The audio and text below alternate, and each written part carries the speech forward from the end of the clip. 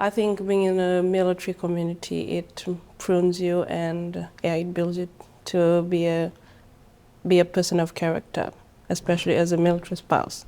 You have to accept whatever life throws at you. You are in a posting for today, and then your husband knocks off at work and he comes, next week we have to go here, or next month I'm going on a tour. And just in that moment you have to figure out how you're going to manage everything in the household while your husband is away. Finished my 22 years, and it was time. I'd reached my fill, and the dynamics of the work environment had changed. I was at the Guards, we were doing lots of ceremonial duties, and it was becoming quite taxing. And what I missed the most, I suppose, the travel. I travelled back down to Portsmouth because I was living in Ipswich at the time, and it felt like the whole world was against me, and it really did. The biggest transition, I thought, when I left was saying goodbye to your ID card. I had it with me for years. You know, you hand that over. You give Same picture from when... Yeah, you give it your NH number, and out the base you go. You think, right, you've done your resettlement, you've got your CV out there, and we've got all these different websites. Right, now, hopefully it can work, but sometimes it doesn't.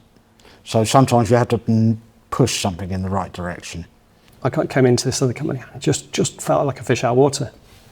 And it was then I kind of like, I probably had my my period of feeling really down, like you were saying, and stuff going, it was just, but it wasn't kind of like the transition of coming out of the forces and then finding next day going, and I literally, so I can empathise with you, so I just felt it wasn't right. Why am I feeling like this? Yeah, why am I feeling like this? And I didn't know where to turn and stuff, and that's when I reached out to him. The employment charity. That transition was just bonkers. And just thinking, what was that last 30 years? And it felt like yesterday I was in the forces. We were talking about that earlier. And then to then have that kind of feeling, epiphany moment, and then to then just feel lost. And so it was quite an experience for me. I think it's kind of like a psychological warfare. When I left, I just sort of was very insular minded, so it's my career, my path, and I wasn't really paying attention to my family life. It was just carrying what I wanted to do, and then refocusing that. I think the difficult thing was refocusing that the new task or the new journey is just putting myself on the back burner, because they've always supported me. Whatever I wanted to do, I was off here doing this deployment, or in Africa or in the Middle East, or whatever I was doing, and it was always, I was the sole focus of that. And I just felt that, just being lost was, and trying to figure out, should I feel like this? Who can I talk with, and who can I engage with to try and kind of unpick the problem. And when you become insular, and coming back to what you said, and you kind of like get stuck and locked. The thing is, though, when you leave, you've always got that background. You'll always bounce back. You'll always find, in your hands and hearts, you will find there is help out there. There is help out there. I found it as challenging when I came to the UK. English is our second language. That was also one of my fears, being in the military community as well. Sometimes we feel like we don't belong here because you're from another country. Sometimes we think that people might think, what are you doing here? Yeah. It's tough, isn't it? And do you feel part of the community now? Yeah, I do. Yeah, so I'm very lucky in the fact that I think things have come on a little bit since when you left. Yeah. They've really, seemingly, when I pushed my CV out, that every job I went for, I was given an interview and then offered the job soon after because of my background, and maybe there's just a need in the medical community for the skill sets that I picked up, and you can change the language of certain things that won't be sort of army-fied or RA-fied or whatever, and you just make it match and fit, so it becomes equivalent. There's a level of equivalence. Yeah. There's opportunities out there, just know your worth. Yeah. And I think that's really important. That's right. Yeah. But that's what this community, this and this. Yeah. They just didn't know how to do it because we have the kind of responsibility of trying to do that education. Yeah. Yeah. So, I think it was a shout out to anybody who's been ex-forces to continue, or serving or reservist, to continue working with, civilian companies to try and educate the business, try and get them to sign up for the covenant, try to realise that there's untapped resources, there.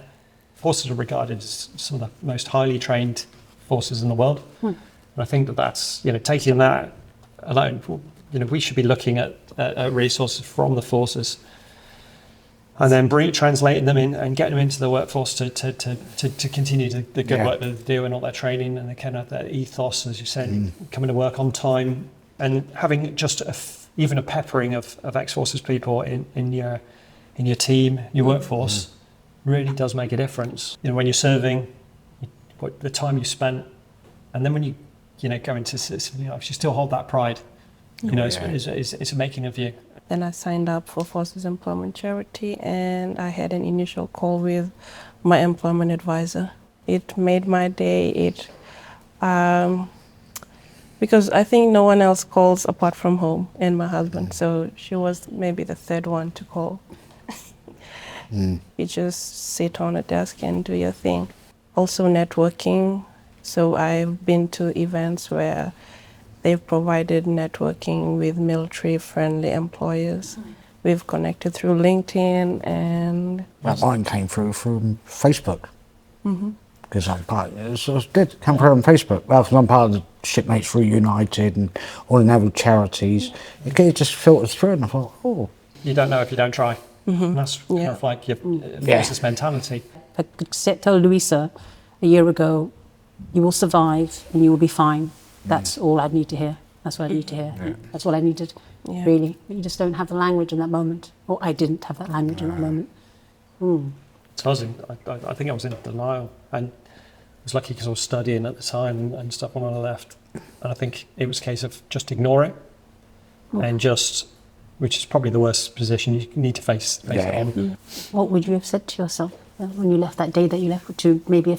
Execute the plan. Execute the military.